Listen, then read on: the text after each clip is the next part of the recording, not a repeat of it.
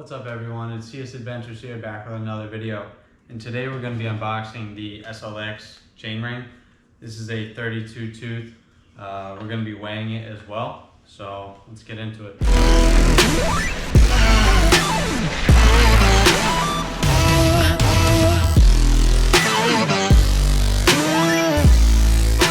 So let's open it up.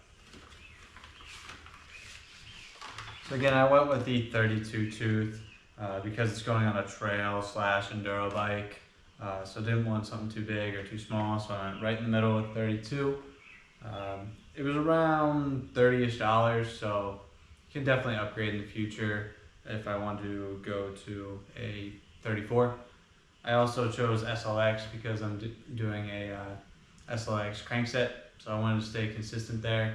I know you can mix and match with Shimano, but still wanted to stay consistent. So let's weigh it.